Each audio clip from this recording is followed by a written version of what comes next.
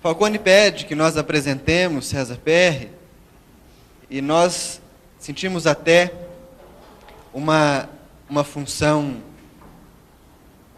difícil, porque o companheiro foi presidente da Federação Espírita Brasileira e com o trabalho, o empenho e a entrega aos nossos companheiros superiores, executou, quando lá esteve, uma tarefa de grande importância para o movimento, que foi voltar os holofotes da reflexão espírita no Brasil e fora daqui para a importância do Evangelho.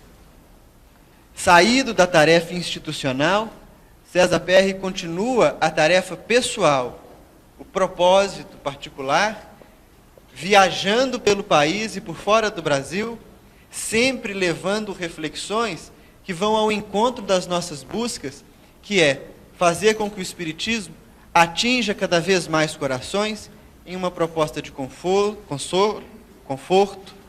amadurecimento e libertação. Mais do que qualquer palavra que nós possamos usar como preâmbulo à sua fala, eu acredito que os companheiros que aqui vieram hoje terão a alegria de ouvir um coração inspirado pelos bons propósitos e poderão também vibrar na mesma frequência para que possamos juntos somar diversos pontos na construção de um movimento espírita mais amadurecido, mais lúcido, mais atuante e mais coerente com seus princípios. Sem mais delongas, então, nós entregamos a palavra para o nosso companheiro César Perry.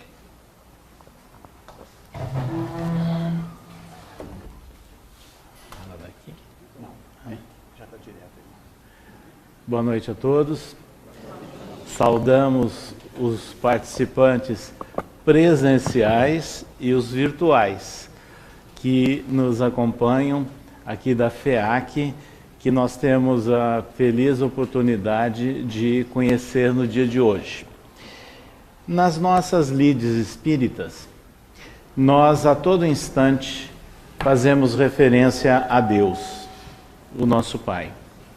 E é interessante que, se nós passarmos uma vista de olhos rápida pela trajetória espiritual de nossa humanidade, nós vamos sentir que sempre houve uma tendência do homem, de acordo com o seu potencial, as suas condições da época, de olhar alguma coisa que ele sentia acima das suas próprias forças. Desde o homem primitivo, que nós vamos assim dizer mais animal do que homem propriamente dito, que lutava pela sua subsistência, até o homem que começa a cultivar o ambiente em que ele vivia e passa a depender e sentir que dependia da luz, da água e basicamente do solo, ele passa a venerar algumas dessas forças ou condições da própria natureza, sem entender exatamente o que se passava, sem nenhum grau de compreensão desse fato. Surgem instantes em que ele se defronta com a força dos animais e também passa a respeitar e reverenciar, algumas dessas forças de animais e que passam também a fazer parte do dia a dia desses homens. É nessas circunstâncias que vão se desenvolvendo etapas iniciais das grandes civilizações de nosso planeta. E nós chegamos, por exemplo, para regiões mais próximas, à tradição nossa, como um país das Américas, do Antigo Egito, onde nós tínhamos a veneração à terra, o céu, e ao mesmo tempo há muitas forças que eles sentiam presentes, como algumas estrelas e algumas localizações que eles imortalizaram, inclusive, em grandes obras. Surge, portanto, momentos de adoração desses elementos. Nós chegamos depois lá na Grécia, quando também a mitologia, os homens admirando e venerando a chuva, o trovão, o mar, o homem forte da guerra, e muitas dessas circunstâncias também foram sedimentando muitas ideias, criando autênticos deuses.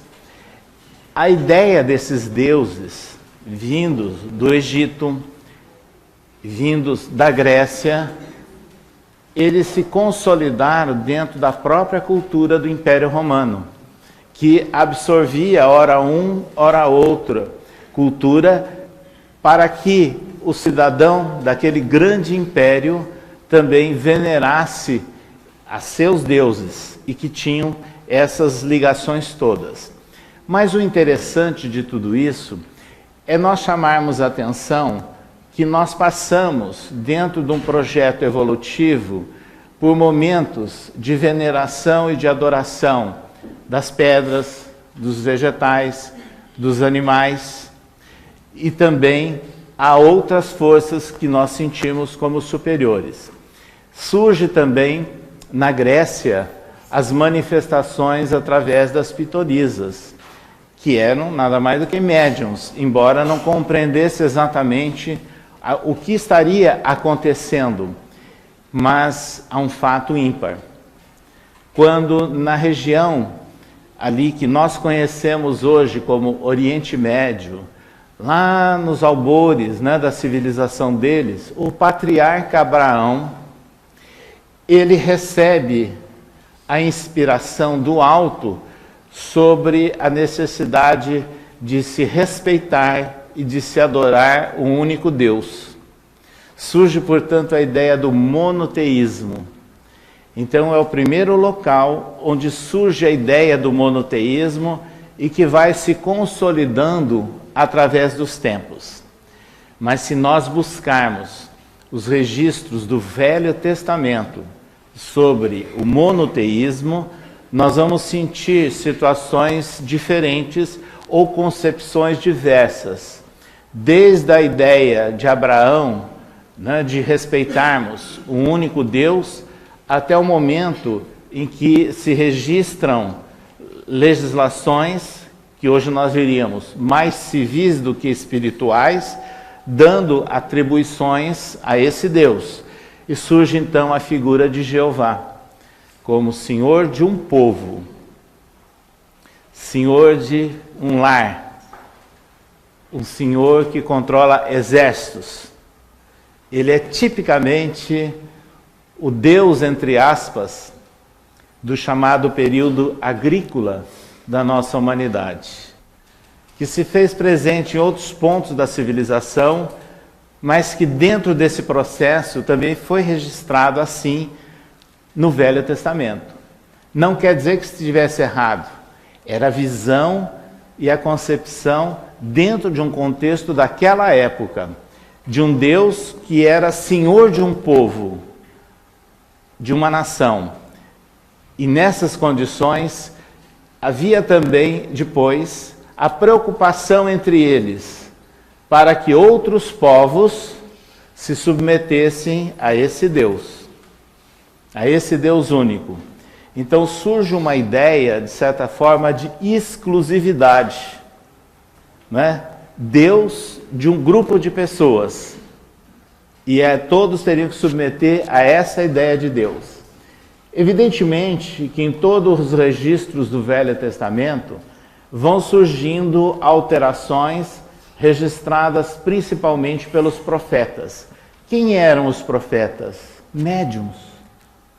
Homens que tinham autoridade moral dentro do contexto da época, tinham liberdade de expressão e muita coragem para, afrontando os poderes da época, fazerem os anúncios e as informações que deveriam ser trazidas para aquele povo, inclusive anunciando a vinda de um Messias. E é nessas condições que nós verificamos que o Velho Testamento ele passa por um momento continuado de evolução e de transição da ideia de um Deus único. Porém, é com a vinda do Cristo que nós sentimos a grande diferença. Cristo nasceu como judeu, não nos esqueçamos.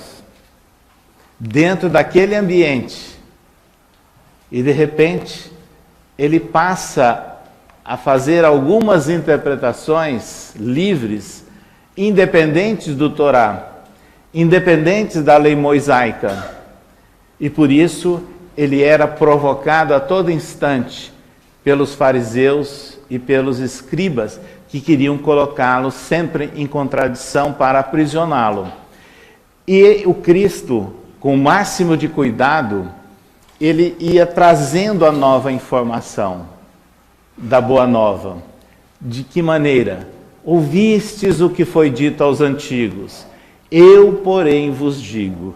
Então ele ia substituindo aquela lei civil, enérgica, formal, lá do Velho Testamento, assentado no Torá, por uma nova ideia, a lei do amor, trazendo-nos a informação que Deus é Pai de todos. Ele não é exclusivo de um povo, não é exclusivo de uma nação. Deus é misericórdia, Deus é paternidade. E é por isso que João, no Evangelho, registra: Deus é amor. Essa informação, esse registro feito por João, sintetiza todos os ensinos de Jesus. E ele faz as adequações cabíveis. No caso do apedrejamento da mulher e muitas outras acusações, ele substituía o dente por dente e olho por olho pelo respeito à pessoa e oferecendo nova oportunidade, mostrando o amar a Deus como a si mesmo, amar ao próximo acima de tudo. Então, é a lei do amor que se faz presente, é a grande tônica dos ensinos de Jesus. Nessa altura, então, nós temos um conceito totalmente diferenciado sobre Deus. Um discípulo, aliás, apóstolo, indireto do Cristo, Paulo de Tarso, que foi o doutor da lei, Saulo, o homem que estudou, que conviveu com os sacerdotes lá dentro do Sinédrio e que tinha posições rígidas dentro do judaísmo, a ponto dele ter criado, inclusive, o primeiro mártir do cristianismo em suas mãos, que é Estevão. Ele, quando ele é convertido, quando ele viu Cristo às portas de Damasco e passa por momentos de reflexões, de preparação para uma nova tarefa e uma nova mensagem, ele registra em quase todas as suas epístolas, com extrema clareza, a diferenciação entre o chamado legalismo, que é, na verdade, o atendimento da legislação mosaica registrada no Torá, com essa ideia de Deus, e a religião formal, onde é necessário nós submetermos a determinadas preparações, a determinados cuidados, com o corpo, e muito preocupado com tirar imagens simbólicas de pecado com situações do nosso organismo, a circuncisão, o lavar a mão a todos os instantes, não tocar aqui, não tocar ali. Ele tira tudo isso e traz a visão nova, a visão de um Deus Pai de todos. E ele se dirige aos gentios, ou seja, genericamente a todas as criaturas e não só ao povo judeu. Agora, o interessante é que quem faz isso é o doutor da lei, é o homem que entendia a lei, e isso ele faz magistralmente.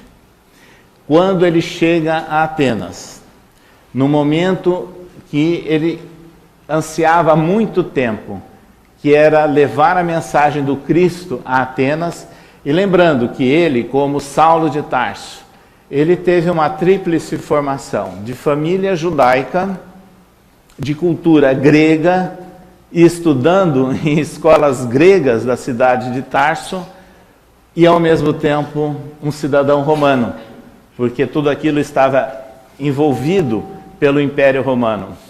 Nessas condições, ele tinha o grande desejo de conhecer Atenas. E quando lá chegou, e entrando em contato com homens sábios que não entendiam o que esse homem que vem ali da região da Palestina está querendo falar, que coisas estranhas são essas, e convidam para que ele fosse até o Areópago, onde ele pudesse explicar a sua ideia, a sua proposta, não é? E ali ele começa dizendo o seguinte: observei que vocês têm altares a vários deuses, inclusive ao Deus desconhecido. É esse Deus que vocês não conhecem é que eu venho trazer e ensinar a vocês de quem se trata. Então ele passa a falar sobre a visão de Deus segundo Cristo. É importante essa colocação de Paulo, que foi registrado em Atos dos Apóstolos, como é importante também quando ele se dirige aos romanos na sua epístola. Outro grande sonho dele era chegar à capital do império, e que ele teve dificuldades de chegar nos momentos que ele gostaria, só chegou praticamente no final da sua existência. Mas então ele escreveu uma carta, uma epístola aos romanos. E ao se dirigir aos romanos, então aos cristãos, e quem eram os cristãos? Eram aquilo que muitos chamam hoje de judeus messiânicos, ou seja, eram os judeus que se converteram ao cristianismo. E também já alguns gentios, alguns homens do próprio império, que também já estavam aceitando Cristo. Ao se dirigir a eles, ele fala sobre Deus de uma maneira muito clara, que ele não estava se dirigindo sobre um Deus de uma nação, que era a nação originária dele, mas era o Deus para todos, o Deus para os gentios, ou seja, ele estava envolvendo o cidadão romano também. Eu diria que politicamente ele foi absolutamente correto, porque ele estava se dirigindo aos cidadãos da capital do império, onde ele não estava excluindo o cidadão romano, mas ele estava levando a ideia de que eles também seriam filhos desse Deus, e sem distinções e sem exigências. E aí, em outra epístola dirigida aos Coríntios, ele faz um convite à reconciliação com Deus. A reconciliação com Deus, no sentido de Paulo, é para superarmos os compromissos de formalidade da religião tradicional da época, para entendermos Deus na nossa ação, na nossa prática. E isso ele registra em outras das suas epístolas. Somos cartas vivas do Evangelho. Então ele valorizava a prática, a ação da pessoa, e não apenas a adoção ou submissão a determinados formalismos. Mas ele chega, finalmente, numa das suas últimas epístolas, dirigidas aos seus compatriotas, aos hebreus, a dizer que esse Cristo a que ele estava se referindo era comparável, entre aspas, a um sumo sacerdote, e que a aliança com o Cristo era superior à aliança com Moisés, a tradicional aliança com Moisés. Por quê? Ele mostrava que a visão de Deus trazida pelo Cristo abria as portas da religiosidade, do respeito, do convívio fraterno a todas as pessoas, e não apenas a submissão a determinados rigores, entre aspas, religiosos. Paulo, então, foi o grande responsável pela difusão da nova concepção de Deus de acordo com os ensinos de Jesus. Porém, esses fatos todos se alteraram no próprio desenvolvimento do cristianismo primitivo. Paulo encontrava dificuldades já, porque surgiam os novidadeiros, surgiam os oportunistas, não é? De várias formas. Mas isso foi num crescendo de tal maneira que na passagem do século III para o século IV da nossa época, o cristianismo já havia se desenvolvido em toda a região ali do mar Mediterrâneo, e alguns homens vinculados à proposta do ensino de Jesus estavam criando algumas situações especiais e até algumas prerrogativas. E foi nesse instante que um imperador romano chamado Constantino, lutando pelo poder contra o seu irmão Maxêncio, de repente ele vê aquela frase, em latim, né? Sob esse signo vencerás. Ele entendeu, terra a terra, que aquele signo da cruz é que levaria ele a vencer a batalha e conquistar efetivamente o poder central do Império Romano. Mas na verdade não era esse o sentido da visão dele. Era na verdade a absorção do cristianismo. E se nós olharmos hoje, sem paixão, o que aconteceu com o cristianismo, com Constantino, o que nós vamos perceber? Pouco tempo depois, ele estando em Milão, onde ele tinha um palácio, e há ruínas até hoje, ele faz e assina no ano de 319 o Édito de Milão, onde ele libera a prática do cristianismo no Império Romano. E depois é incentivado por ele e por líderes cristãos da época a realização do famoso Concílio de Nicéia no ano 325 de nossa era, onde foram incorporadas as ideias de práticas romanas do Império Romano à religião cristã. E aí surge, na verdade, uma nova ideia religiosa, com outros rituais que não precisamos identificar muito, porque cada um pode fazer uma reflexão e poderá perceber do que estamos falando. E não podemos criticar também não. Porque se nós temos a certeza que nós somos espíritos imortais e submetidos à reencarnação, a grande probabilidade de quase todos nós termos passado também por aqueles instantes e por aqueles momentos. Foram contextos de uma época, mas que levou a algumas distorções. Essas distorções foram tais que até então, por exemplo, era aceito que o bispo, não com o sentido de bispo da atualidade, o bispo era um cristão com uma maior solidez de conhecimento e de prática, que tinha uma responsabilidade maior perante uma comunidade, um grupo de núcleos cristãos.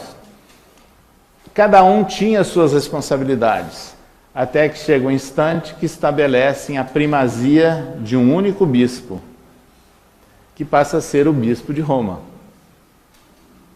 que passaria então a estar hierarquicamente acima e coordenando todos os outros. Surge, portanto, a ideia do papado, que não surgiu com Pedro, mas surgiu a partir desse século IV de nossa era.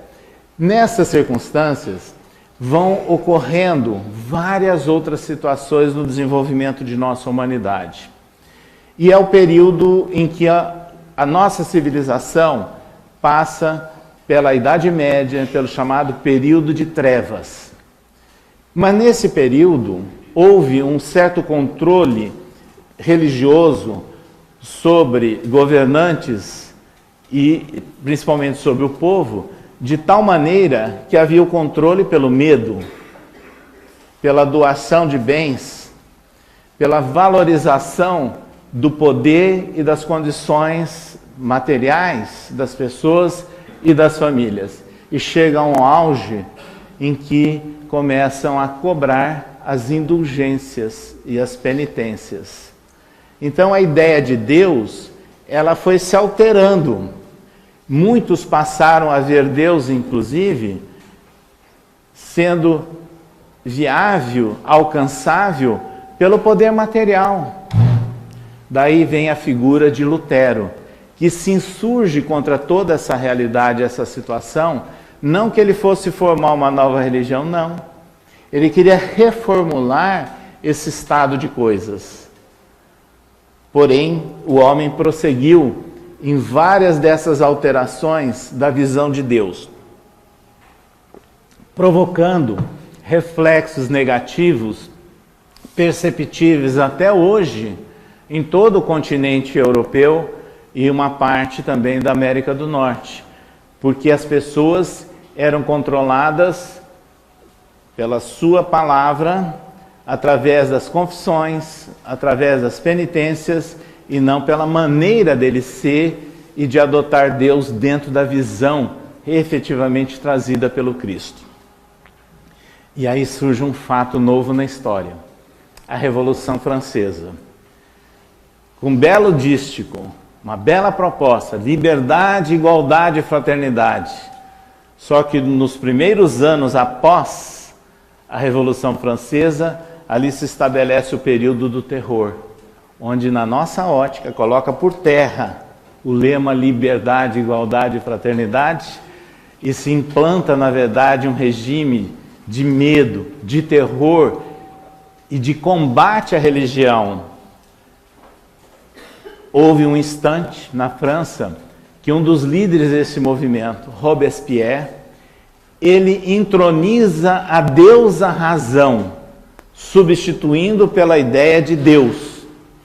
E ele faz simbolicamente esse ato, imagine, na Catedral de Notre Dame, levando uma bailarina, simbolizando a deusa razão. Mas isso não aconteceu só na Catedral de Notre Dame, aconteceu em outras igrejas também. Então a religião, ela é praticamente combatida e destruída em território francês em função do período do terror. Logo depois surge uma figura que nós achamos muito mal entendida na nossa história, lembrada apenas por questões militares: Napoleão Bonaparte. Napoleão foi, na verdade, um grande cônsul, um grande estadista, que levou a proposta de reerguer a França após o período do terror, que estabeleceu a proposta de ensino. Os mais antigos aqui já escutaram falar em escola normal, né? É um projeto de Napoleão que surgiu lá na França. Alguns dos mais antigos aqui já escutaram falar em escola politécnica, hoje faculdade de engenharia. Surgiu lá. O direito foi totalmente revisto lá na França. E no ano de 1801, Napoleão Bonaparte assina a concordata com a Igreja Católica, com o Papa Pio VII. Nessa concordata, o que ele faz? Ele restabelece a religião na França, que foi destruída pelo terror, mas põe limites.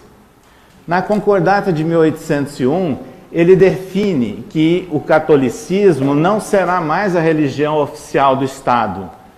Ela é a maioria, mas serão respeitados os outros, porque crescia o protestantismo lá. Então isso foi uma grande conquista no sentido de restabelecer a ideia de religião ali na França. E há um fato simbólico que também é feito, lembrado na base do deboche, e nós não vemos nessa ótica não. No dia 3 de dezembro do ano de 1804, exatamente 2 meses após o nascimento de Kardec, Napoleão convida o Papa para a sua coroação como imperador, ele e sua esposa Josefina. E de repente ele retira da mão do Papa a coroa, se autocoroa e coroa a imperatriz Josefina. Nós diríamos, ele estaria colocando o Papa no seu devido lugar, em público. Porque ele estava mostrando que o poder temporal não devia ser submetido ao Papa. Mas isso muitas vezes não é lembrado dentro desse contexto. Mas faz sentido quando nós olhamos o conjunto. E aí começa a surgir na França movimentos renovadores, a começar de um homem chamado Robert Félicité Lamennais. que foi um religioso católico, político, deputado perante a Assembleia Francesa, que defendia arduamente a separação entre Estado e Igreja e a liberdade de consciência. Evidentemente que ele foi excomungado, mas ele deixou registrado tudo isso e criou um jornal chamado L'Avenir, o Futuro, e deixou também um testamento pedindo que ele não fosse sepultado em cemitério católico, mas em cemitério junto a indigentes, o que era uma prática lá naquela época, essa separação. Lamennais teve um discípulo chamado Henri Lacordaire, também padre francês, com ideias semelhantes, mas já tratando também da valorização da espiritualidade, do mundo espiritual, de uma forma mais livre. Colaborou com Lamennais no jornal L'Avenir e foi pároco da Catedral de Notre-Dame. Os dois renovadores de uma proposta de inovação da Igreja Católica na França. E de repente, lá no interior, pertinho da cidade de Lyon, numa cidadezinha pequenina chamada Ars, surge um padre muito simples, sem cultura e que nem falava francês. Pode parecer estranho, né? Mas é que naquela época o francês não era a língua difundida e oficial. Cada província falava um dialeto. E ele falava o dialeto daquela região. Mas ele foi designado como cura, ou seja, um dos padres da cidade de Ars, cura d'Ars.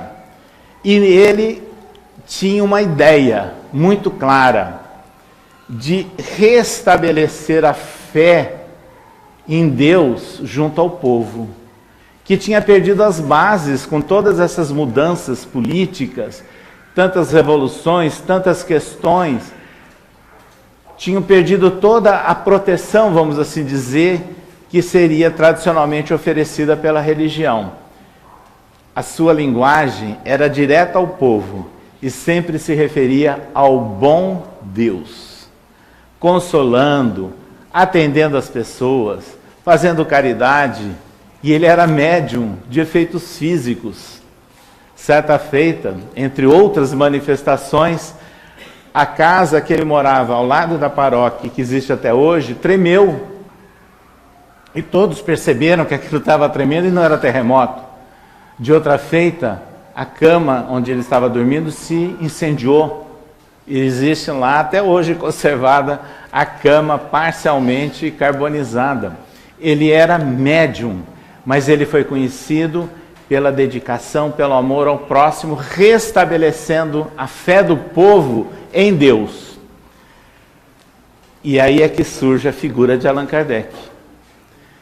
Em 1857, ele lança o Livro dos Espíritos. Duas questões, inclusive uma delas sobre penas eternas, são assinadas pelo espírito Lamennais. Em 1864, ele lança o Evangelho segundo o Espiritismo. Os três espíritos assinam mensagens: Lamennais, Lacordaire e o cura d'Ars. E o Evangelho segundo o Espiritismo surge, portanto, em 1864, num período que a França, muito curto, de intensas mudanças, que teve um imperador, Napoleão, 3 reis, um presidente da República e que se transforma também em imperador, que é o imperador Napoleão III, que era contemporâneo de Kardec como codificador. Surge o Evangelho segundo o Espiritismo. Na apresentação do Evangelho segundo o Espiritismo, Allan Kardec define que o objetivo desse livro era tratar do ensino moral de Jesus, sem se preocupar com muitos dados históricos, com a natureza do Cristo, não. É o ensino moral de Jesus. E fala mais, que é como se nós estivéssemos levantando a ponta de um véu para compreendermos o Evangelho do Cristo. Ou seja, é a compreensão da mensagem de Jesus, do seu ensino moral, com a certeza da imortalidade da alma. E é o grande diferencial do Espiritismo. Mas lá para frente, na mesma apresentação, Kardec anota o seguinte, que é compreensível que muitas pessoas considerem incompreensível a Bíblia, mas o Espiritismo seria a chave para nós a compreendermos. E efetivamente ele passa então a tratar da essência de fatos da vida do Cristo e de suas parábolas para sintetizarmos uma nova visão de Deus. A começar do primeiro capítulo. E aí nós podemos imaginar, em palavras curtas, qual o objetivo da Bíblia? Genericamente, dizem as religiões, é nos submetermos a Deus para conseguirmos a nossa salvação. Nós poderíamos dizer a seguinte, é nós compreendermos Deus e num processo de educação espiritual, nós absorvemos, na verdade, a moralidade e tudo aquilo que leve à efetiva felicidade espiritual. Esse é o objetivo da Bíblia, em todas as suas partes. E no capítulo 1 do Evangelho segundo o Espiritismo, não vim destruir a lei. Kardec já define os 10 mandamentos de Moisés, preservando-os, mas com a conotação espírita, com essa visão. E passa a aumentar ainda esse conhecimento quando chega no capítulo 6, o Cristo Consolador. E aí nós vamos lembrar de João, se me amais, guardai os meus mandamentos. Eu rogarei ao Pai e Ele vos enviará o Consolador que restabelecerá a verdade e vos ensinará muitas outras coisas. É esse o papel do Espiritismo em nossos dias. É nós termos efetivamente a compreensão deste Deus que é Pai de todos.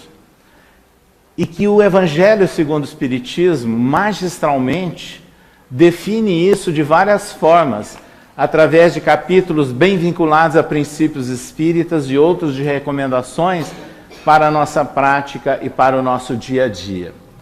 Mas é no livro A Gênese que Allan Kardec faz uma colocação. O Espiritismo será a religião do futuro? Aí ele próprio disserta sobre isso. Que a religião do futuro, na verdade, será a compreensão de Deus concretizada na prática da fraternidade.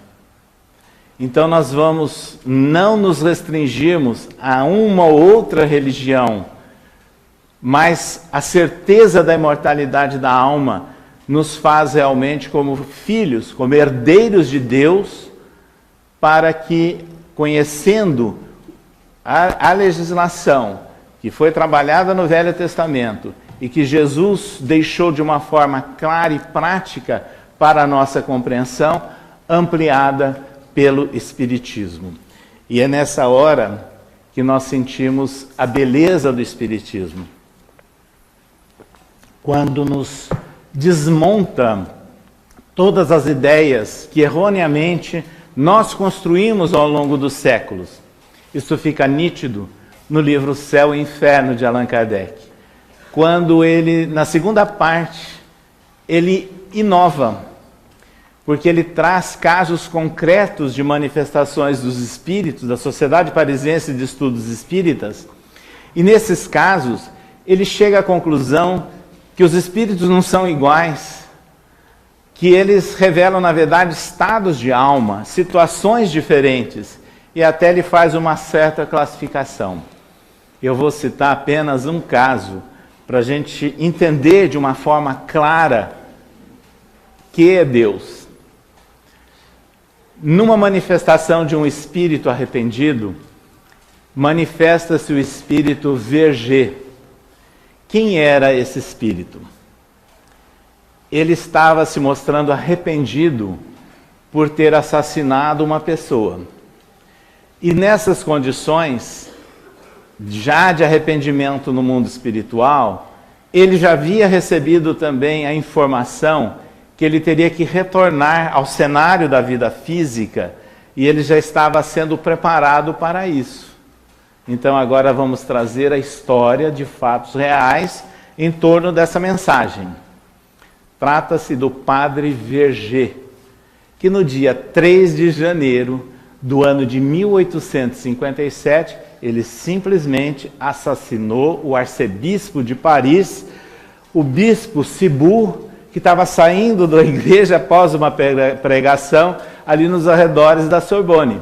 E por que ele assassinou o arcebispo?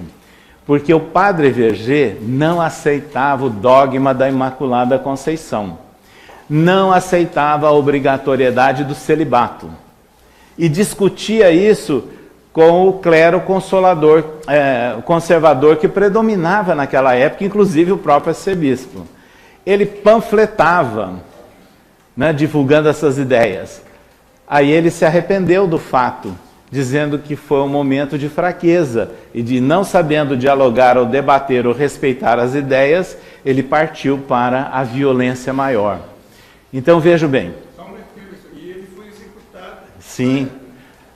Ele assassinou o arcebispo no dia 3 de janeiro.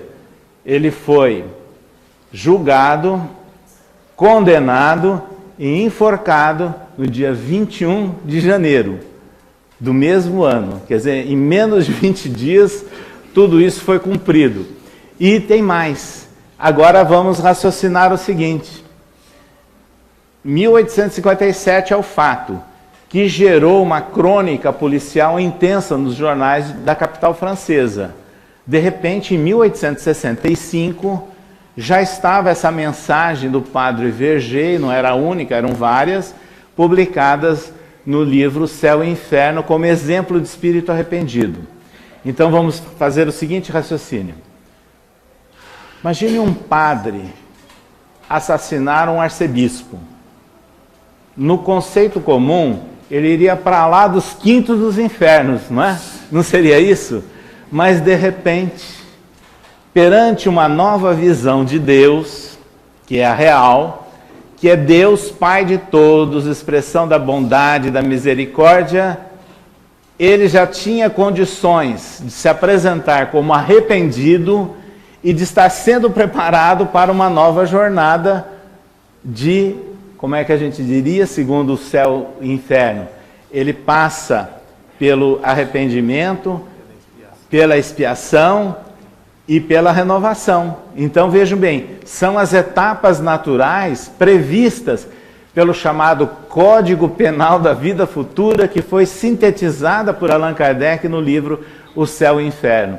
Então nós espíritas, hoje podemos compreender de uma forma mais clara e mais profunda a justiça de Deus, e que é realmente o reflexo dos ensinos que Jesus nos trouxe, mas que só com a evolução da humanidade e a nossa própria é que, através do Consolador prometido com o Espiritismo, é que nós vamos chegar a essa visão de Deus em nossos dias.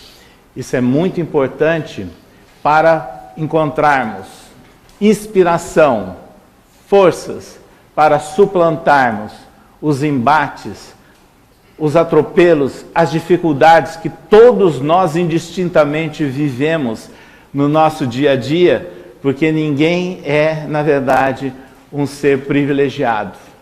Todos nós somos iguais perante Deus e estamos submetidos a essa lei. Mas de que maneira? Emmanuel, no livro Justiça Divina, psicografado por Chico Xavier, onde ele homenageia, na época, os 100 anos do Céu e Inferno, ele diz assim: através do esforço nós construímos o nosso céu, e o nosso inferno terá o tamanho da nossa rebeldia.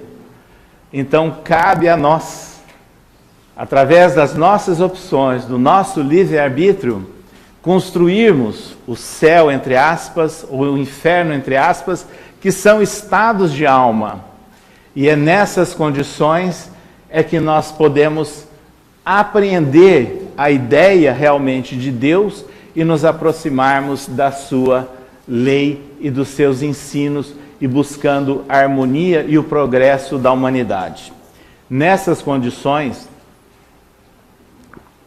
já compreendendo a visão de Deus ampliada pela informação e a certeza trazida pelo Espiritismo da continuidade da vida e da evolução a que estamos submetidos, nós podemos também olhar para o mundo e compreendermos os impasses que transcorrem em todas as partes de nosso planeta e não apenas aqui em nosso Brasil.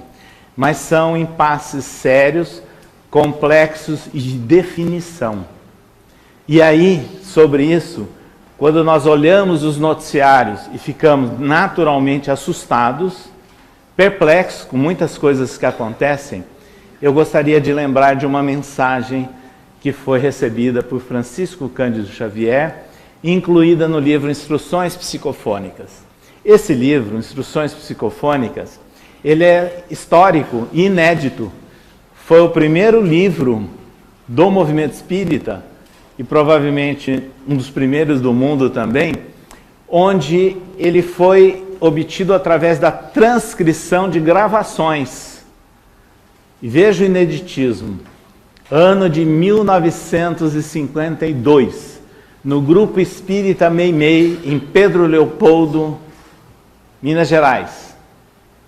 Chico Xavier, com Arnaldo Rocha e outros companheiros, participavam da reunião semanal de atendimento a espíritos necessitados. E manifestações psicofônicas, inclusive por intermédio de Chico.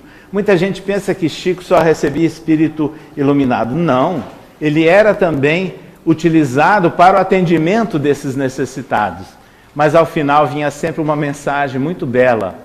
E Arnaldo Rocha, que coordenava a reunião, comentou com Torres Pastorino, que na época residia no Rio de Janeiro, que era lamentável que essas mensagens se perdessem. Aí Torres Pastorino disse: eu tenho um gravador, imagina, 1952, um gravador, e eu vou ceder a vocês. Eu conheço esse gravador desse tamanho, com é uma mala, com 2 rolos de fita enormes, né, que foi daqueles primeiros gravadores que chegaram no Brasil. Arnaldo teve que ser preparado, porque ele não era técnico em gravação, nem tinha afinidade com esses assuntos. Mas tinha uma pessoa lá que fazia a gravação. Num determinado dia da reunião, houve uma manifestação belíssima, e entre aspas, o técnico da gravação faltou naquele dia. E estava Arnaldo Rocha também, entre aspas, quebrando galho, né? Ali fazendo a gravação. Essa manifestação era do espírito Bittencourt Sampaio, que emocionou a todos e que o viram, né, a grandiosidade do seu espírito. O ambiente, a atmosfera espiritual que mudou naquele momento. Quando terminou a reunião, alguns foram embora, mas Chico, Arnaldo e outros foram conferir a gravação, e aí veio o impacto e o susto. A reunião não tinha sido gravada. Aí o Arnaldo mexia aqui e acolá, não perderam mesmo e não houve a gravação. Havia aquela decepção nítida, né? E de repente, o Chico diz assim: olha, o meu irmão José, que desencarnou no ano de 1939, que era o grande orientador do Chico, né? Está aqui e trazendo um recado de Meimei, que no mundo espiritual há gravadores também. E que a mensagem que foi transmitida por Bittencourt Sampaio está registrada. Então vocês me providenciam papel e lápis, que eu vou transmitir a mensagem. E aí, com a assistência de José e de Meimei, o Chico psicografou, ouvindo a gravação feita no mundo espiritual, e surge a mensagem O Cristo no Leme, assinada por Bittencourt Sampaio, e nesse livro que é extremamente importante e histórico, Instruções Psicofônicas. A mensagem faz uma análise histórica, mas chega no instante em que Bittencourt Sampaio diz, e que nós vamos sintetizar com palavras nossas: quando verificarem que a nau está à matroca, os oceanos revoltos, caindo os mastros, não se perturbem, porque o Cristo está no leme. E aí ele encerra dizendo: Cristo ontem, Cristo hoje, Cristo amanhã. Nós, espíritas, temos a oportunidade belíssima de, através da mensagem e do conhecimento espírita, ampliarmos a nossa ótica de compreensão sobre o ensino moral de Jesus e que está assentado, acima de tudo, na lei de Deus que Jesus retratou para todos nós. Que possamos aproveitar os nossos momentos de vida, refletindo e procurando cada um de nós nos esforçarmos para que no dia a dia possamos realmente espelharmos aquilo que Paulo escreveu nas epístolas. Somos cartas vivas do Evangelho. Somos embaixadores do Cristo. Obrigado.